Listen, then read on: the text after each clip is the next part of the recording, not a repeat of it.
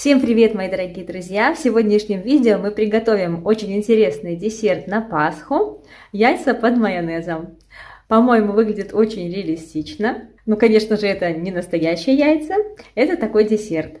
Если вы хотите приготовить его вместе со мной, добро пожаловать ко мне на кухню. С апельсина сниму цедру. Напомню, что снимаем только верхнюю желтую часть, не касаясь белой, потому что белая часть горчит. Я буду использовать где-то пол чайной ложечки цедры апельсина. Остальную цедру можно заморозить и использовать потом при необходимости. Выжимаю сок из апельсина. Выливаю сок в ковшик. Мне понадобится 80 граммов апельсинового сока. И добавляю 1 столовую ложку 10 граммов кукурузного крахмала.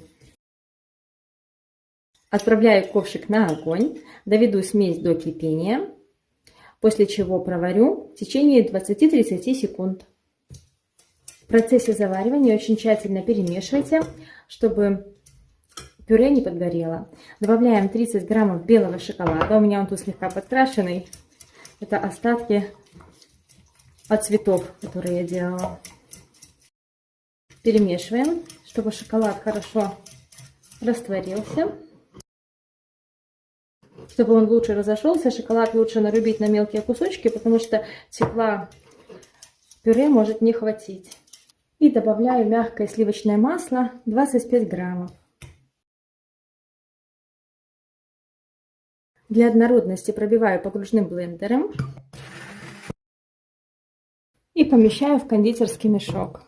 Отрезаю кончик и заполняю ячейки в полусферу. Консистенция такая, что не очень удобно распределять по этим ячейкам, так как масса такая достаточно тянется. Но я хорошенечко заглаживаю верх шпателем, чтобы наши полусферы были как можно более ровными сверху. И отправляю в морозильную камеру для полного замораживания. 6 граммов желатина заливаем холодной водой 30 мл и оставляем для набухания на минут 30 в холодном месте. В ковшике соединяем 100 граммов жирных сливок жирностью 33% и 65 граммов сахара. Отправляем на огонь и доведем до кипения.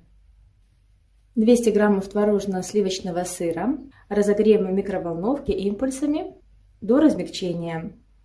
Не перегрейте сыр, он не должен быть горячим, он должен только стать вот таким вот мягким. Довела сливки до кипения, сахар весь растворился. Добавляю набухший желатин.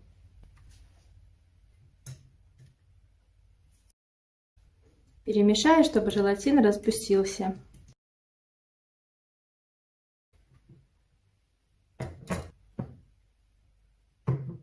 Добавляю к сыру экстракт ванили.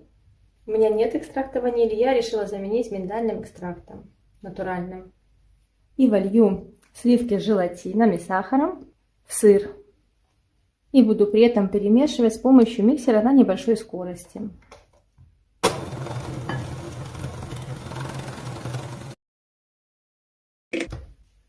У меня есть вот такая силиконовая форма, половинки яиц. Очень смотрится она натурально, размер яиц также натуральный. Заливаем подготовленную массу по формочкам. Заливаю, не доходя до края, где-то пол-миллиметра, так как будем вставлять еще желточек.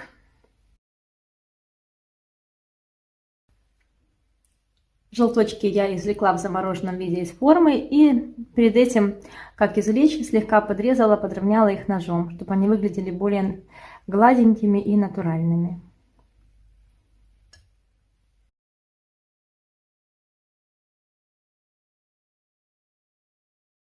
Вот так вот красиво, очень натурально получается.